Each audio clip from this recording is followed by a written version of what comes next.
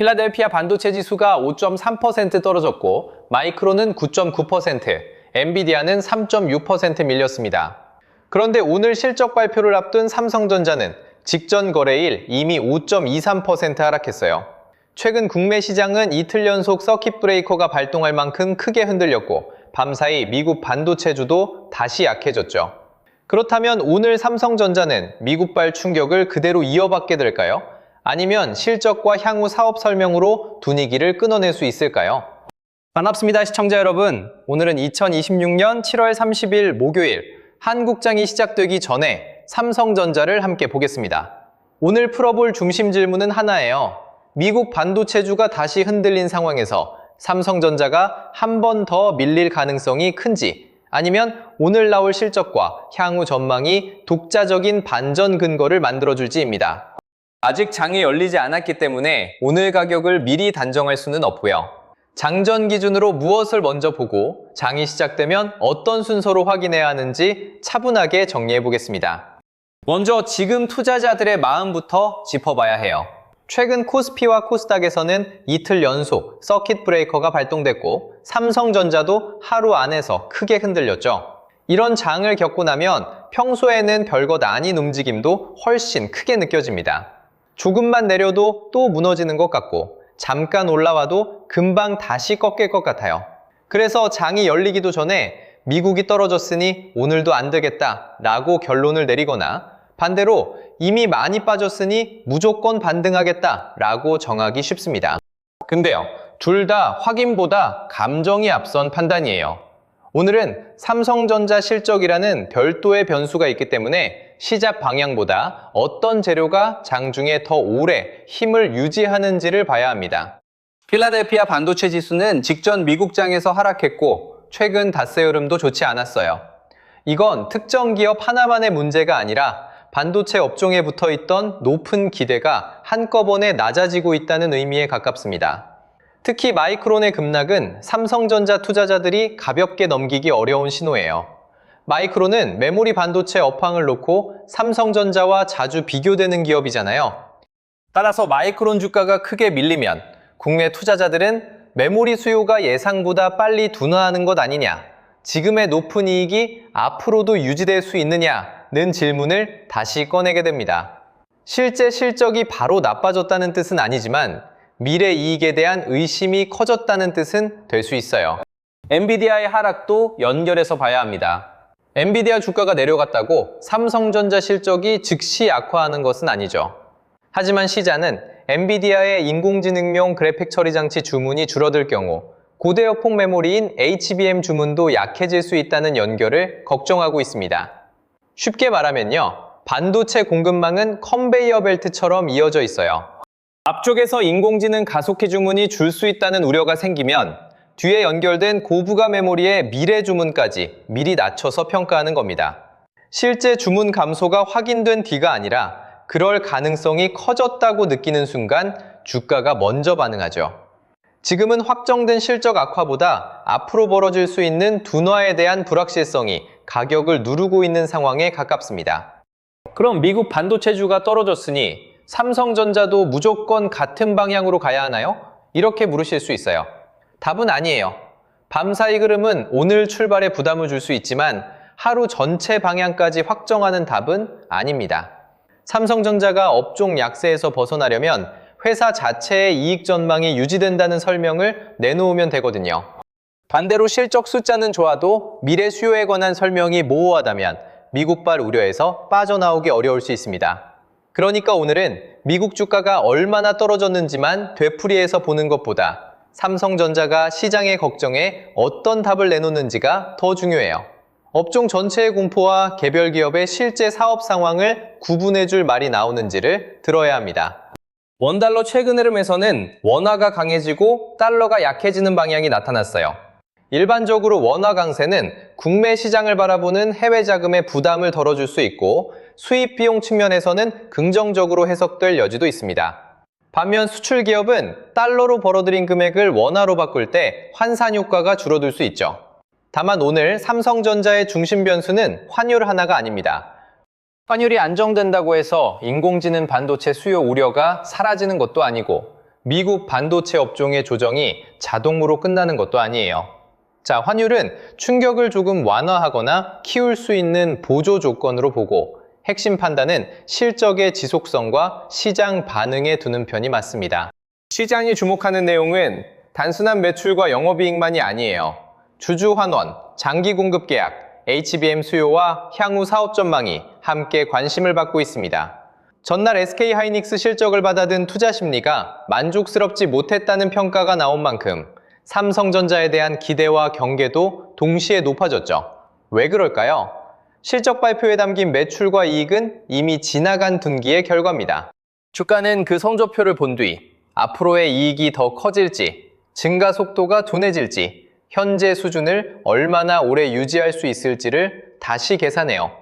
오늘은 좋은 실적 자체보다 그 실적이 이어질 이유가 더 중요하다는 뜻입니다. 현재 HBM 시장의 핵심 공급업체로 삼성전자와 SK하이닉스가 거론되고 있죠. 그렇다면 시장이 듣고 싶은 답도 분명합니다. 인공지능 반도체 수요가 여전히 견조한지, 주요 고객과의 공급 관계가 단기 주문에 그치지 않는지, 고부가 제품 비중이 늘면서 수익성이 개선될 수 있는지예요. 장기 공급 계약이 중요한 이유도 여기에 있습니다. 한 번의 판매가 아니라 일정 기간 주문을 이어갈 가능성이 커지면 앞으로 벌어들일 돈을 예측하기 쉬워지거든요. 기업 입장에서는 생산과 투자를 계획하기 좋아지고 투자자 입장에서는 실적이 갑자기 꺾일 위험을 낮게 볼 수 있습니다. 결국 계약의 큰 규모만 볼 게 아니라 실제 이익으로 이어지는 구조인지, 그리고 그 이익이 얼마나 지속될 수 있는지를 들어야 해요. 여기서 실적이 좋은데 왜 주가는 오르지 않느냐고 답답해 하실 수 있습니다. 이상한 일이 아니에요. 실적이 나쁘다는 판단과 실적의 증가 속도가 느려질 수 있다는 판단은 서로 다르거든요. 시장의 기대가 아주 높아져 있으면 기업이 돈을 더 벌어도 기대한 만큼 빠르게 늘지 않는다는 이유로 주가가 밀릴 수 있습니다. 반대로 발표 숫자가 기대에 조금 못 미쳐도 앞으로의 수요가 유지되고 수익성이 나아질 근거가 분명하다면 낙폭을 줄일 수 있어요. 따라서 발표 직후 기사 제목에 나온 한 줄만 보고 판단하면 안 됩니다. 잘 나왔다 또는 기대에 못 미쳤다는 평가 뒤에 어떤 사업에서 이익이 나왔고 그 이익이 다음 분기에도 이어질 수 있는지를 확인해야 하죠. 주주 환원에 대한 기대도 있습니다. 배당이나 자사주 관련 정책은 주가의 하단을 생각할 때 긍정적으로 받아들여질 수 있어요. 회사가 벌어들인 돈을 주주에게 돌려주겠다는 의지가 확인되면 투자 심리를 안정시키는 데 도움이 되기 때문이죠. 하지만 이것만으로 반도체 업황에 대한 걱정을 모두 덮기는 어렵습니다. 본업의 이익 전망이 계속 낮아지는 상황이라면 환원 정책의 효과도 짧아질 수 있어요. 반대로 HBM과 고부가 메모리의 수요가 유지되고 공급 관계가 이어지며 여기에 주주 환원까지 더해진다면 의미가 달라집니다. 오늘 시장이 원하는 것은 하나의 좋은 문장이 아니라 본업과 주주 정책이 함께 버틸 수 있다는 조합이에요. 실적 발표 직후 첫 반응만 보고 따라가는 것도 조심해야 합니다. 처음에는 좋은 숫자의 주가가 빠르게 올라갈 수 있지만 향후 전망 설명에서 주문 둔화 우려를 해소하지 못하면 다시 밀릴 수 있어요. 반대의 경우도 가능합니다. 처음 숫자는 기대에 못 미쳐 실망이 나오더라도 장기 공급 계약과 미래 수요에 대한 설명이 신뢰를 얻으면 평가가 달라질 수 있죠. 실적 관련 정보는 한꺼번에 전달되는 게 아니라 문장마다 순서대로 나오고 그때마다 매수와 매도 판단이 바뀔 수 있습니다. 그래서 장 초반 몇 분의 급등락을 최종 결론처럼 받아들이지 마세요.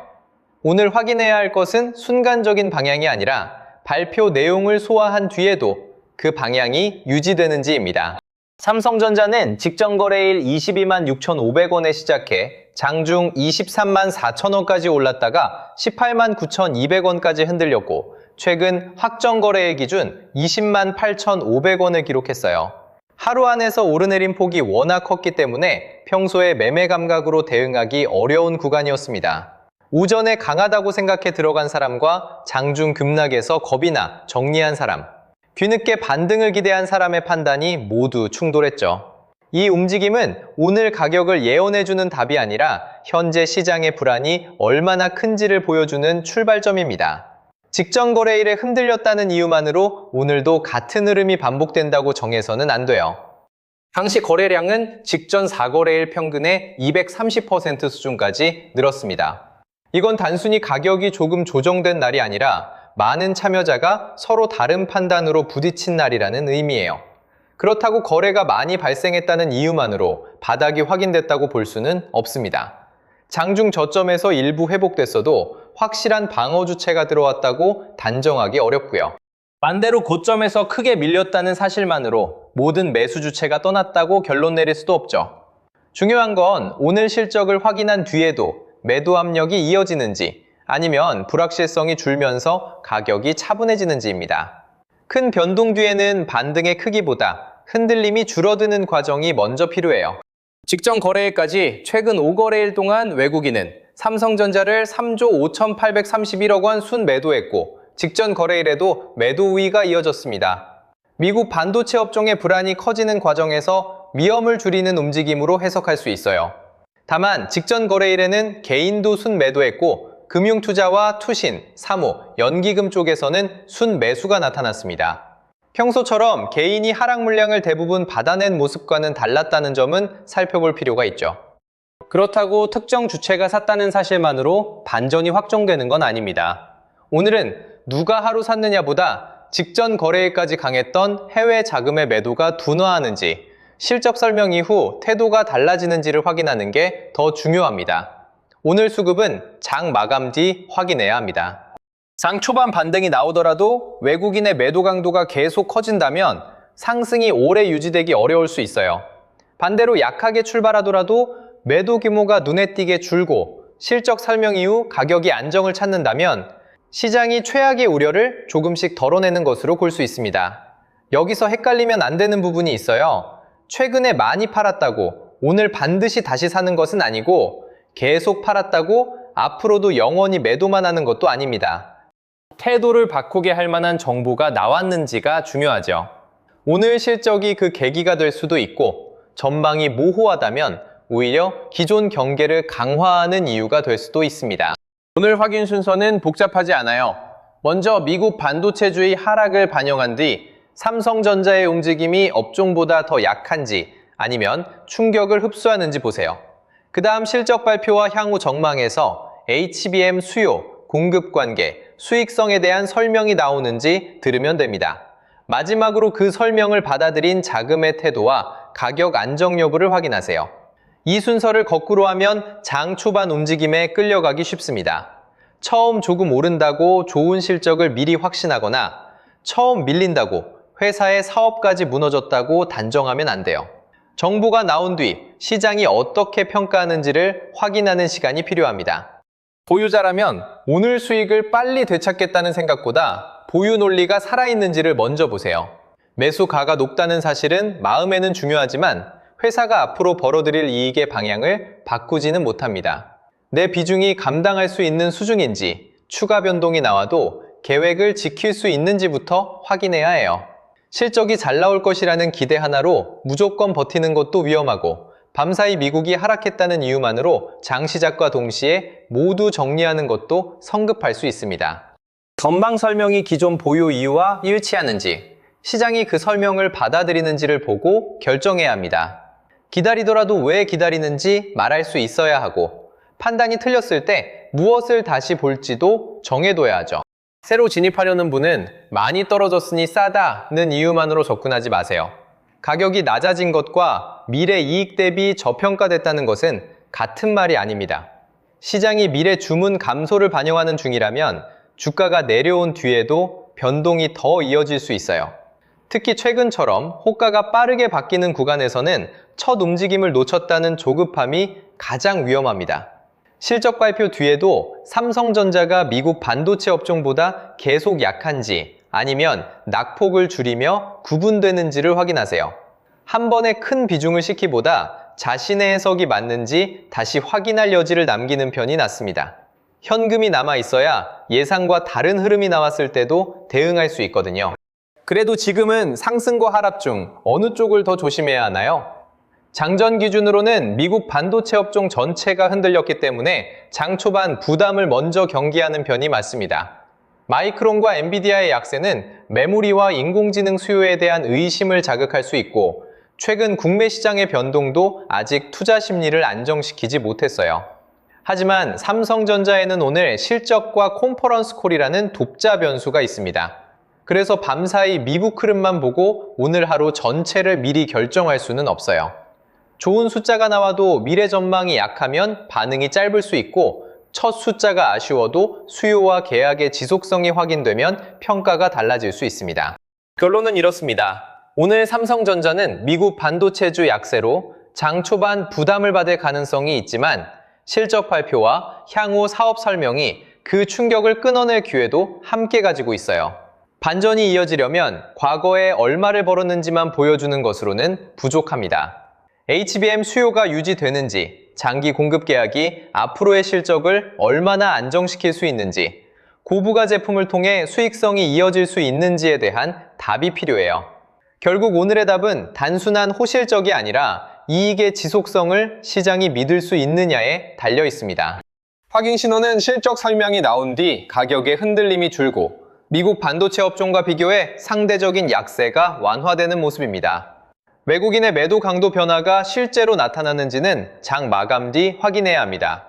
반대 신호는 좋은 숫자에도 반응이 짧고 미래 수요에 대한 설명이 모호한 가운데 직전 저점 방향으로 다시 압력이 커지는 경우예요. 그때는 업종 조정이 삼성전자 자체의 기대까지 낮추고 있다는 해석을 인정해야 합니다. 오늘은 주가 버튼부터 누르기보다 내 비중과 남은 현금을 먼저 보고 실적 숫자와 미래 수요 설명, 시장 반응 순서로 확인해 보세요. 자, 그래서 지금부터 드릴 이야기가 진짜 핵심이에요. 지금 뭘 해야 할지 모르겠는 분들, 특히 주식 투자를 시작한 지 얼마 안 된 분들은 여기부터 꼭 집중해 주세요. 현재 시장을 보면 돈이 레버리지 상품 쪽으로 과하게 몰려 있습니다. 그동안 삼성전자와 SK하이닉스가 코스피 전체를 끌어올렸는데 여기에 레버리지 수급까지 복잡하게 얽히면서 주가는 올라갈 때 제대로 가지 못하고 내려갈 때는 훨씬 빠르게 밀리고 있어요. 이럴 때 가장 위험한 생각이 뭔지 아세요? 이렇게 많이 떨어졌으니까 조금만 기다리면 다시 오르겠지. 바로 이 생각입니다. 제가 썸네일을 조금 자극적으로 만들고 제목도 강하게 잡는 이유가 있어요. 좋은 이야기를 하면 사람들이 찾아서 봅니다. 그런데 조심해야 한다거나 지금 위험하다는 이야기를 하면 잘 보지 않아요. 보고 싶은 것만 보고 듣고 싶은 이야기만 들으려고 하죠. 하지만 주식시장은 내가 보고 싶은 방향으로만 움직여주지 않습니다. 지금 내 종목이 어디에 있고 내 계좌가 얼마나 위험한 상태인지 현실부터 제대로 봐야 해요. 그래야 손실이 더 커지는 걸 막고 다음 기회가 왔을 때 움직일 수 있습니다. 지금 기업들의 실적이 갑자기 무너진 건 아니잖아요. 반도체 전망도 여전히 살아있고 좋은 소식도 계속 나오고 있습니다. 그런데 주가는 어떻습니까? 좋은 뉴스가 나와도 하루를 버티지 못하고 다시 떨어져요. 잠깐 반등하나 싶으면 매물이 쏟아지고 이제 바닥인가 싶으면 또 저점을 깨버립니다. 조금이라도 주식을 해보신 분들이라면 지금 시장이 정상적으로 움직이고 있지 않다는 걸 느끼실 거예요. 이런 장에서 기업 하나만 믿고 계속 버티는 건 위험합니다. 좋은 회사와 지금 당장 주가가 오르는 회사는 다르거든요. 회사가 아무리 좋아도 시장에서 다시 사주는 돈이 들어오지 않으면 주가는 계속 눌릴 수 있습니다. 마이너스 10%에서 기다린 시간이 아까워서 버텼는데 마이너스 20%가 되고 거기서 또 본전 생각에 붙잡고 있다가 손실이 더 커지는 경우가 정말 많아요. 시장은 내가 얼마나 오래 기다렸는지 봐주지 않습니다. 그렇다고 지금 당장 전부 팔라는 이야기도 아니에요. 기다릴 종목은 기다려야죠. 다만 왜 기다리는지, 어느 가격과 어떤 신호까지 확인할 것인지는 알고 기다려야 한다는 겁니다. 같은 마이너스 20%라도 상황은 사람마다 완전히 다릅니다.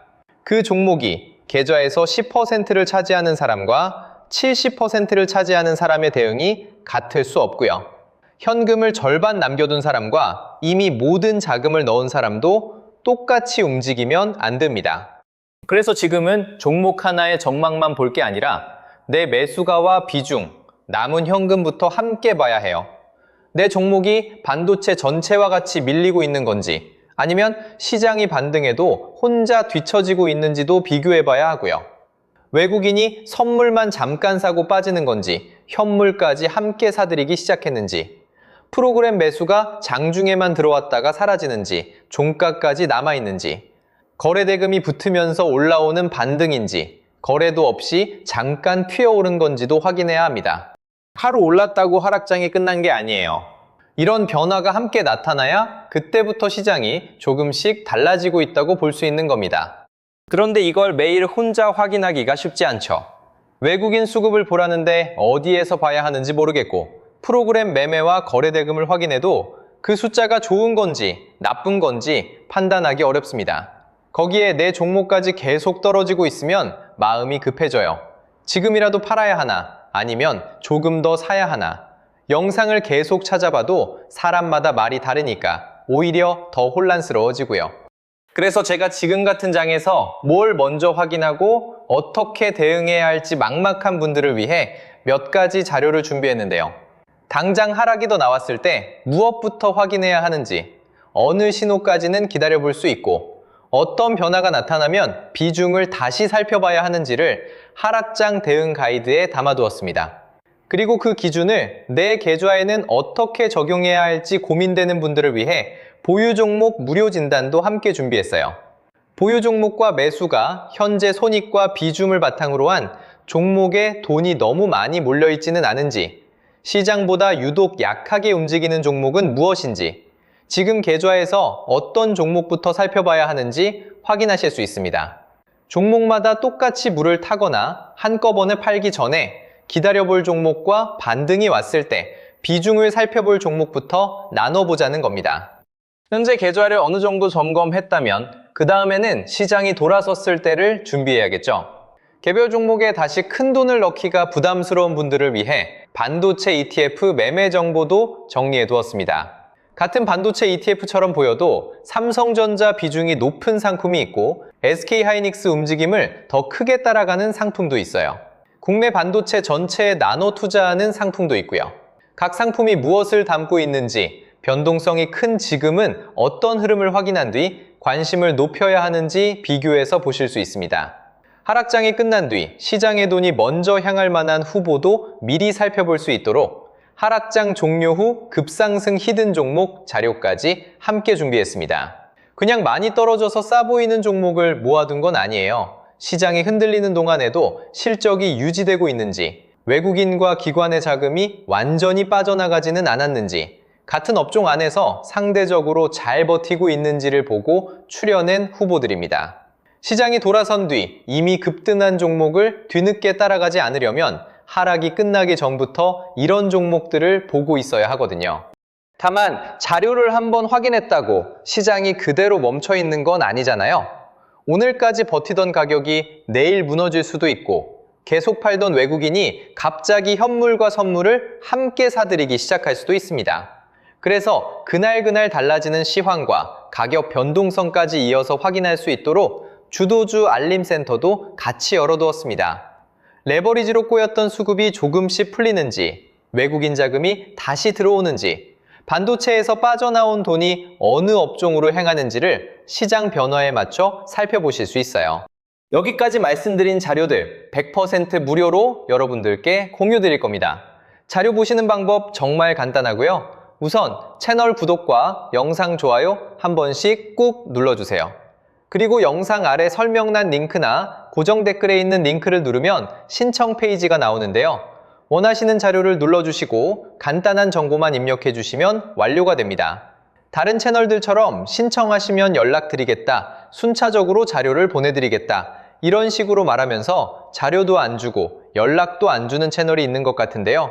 저는 여러분들이 신청을 끝내는 순간 바로 무료 자료가 열리고요. 앞에서 말씀드린 하락장 대응 가이드와 보유 종목 무료 진단, 반도체 ETF 매매 정보와 히든 종목 자료를 그 자리에서 바로 확인하실 수 있게 만들어 놨습니다. 지금 보유 종목이 가장 걱정된다면 내 계좌부터 점검해 보시고요. 추가 하락에 어떻게 대응해야 할지 막막하다면 하락장 대응 기준부터 살펴보시면 됩니다. 이후 시장이 돌아섰을 때를 준비하고 싶다면 반도체 ETF와 히든 종목 자료까지 이어서 확인하시면 되고요. 신청할 때 남겨주신 연락처로는 이후 외국인 수급이나 가격 변동성에 중요한 변화가 나타났을 때 주도주 알림센터 이용 방법과 필요한 시장 안내를 전달해 드립니다. 그러니까 지금 필요한 자료는 신청한 자리에서 바로 확인하고요. 내일 이후 달라지는 시장 흐름은 알림센터를 통해 계속 이어서 살펴보실 수 있는 구조예요. 자, 여러분들, 이미 발생한 손실을 없었던 일로 만들 수는 없습니다. 하지만 여기서 계속 아무런 기준 없이 기다릴지 아니면 내 계좌부터 확인하고 다음 대응을 준비할지는 지금 결정할 수 있어요. 계좌를 열 때마다 뭘 해야 할지 몰라 답답하셨다면 이번에도 언젠가는 오르겠지 하고 그냥 넘기지 마세요.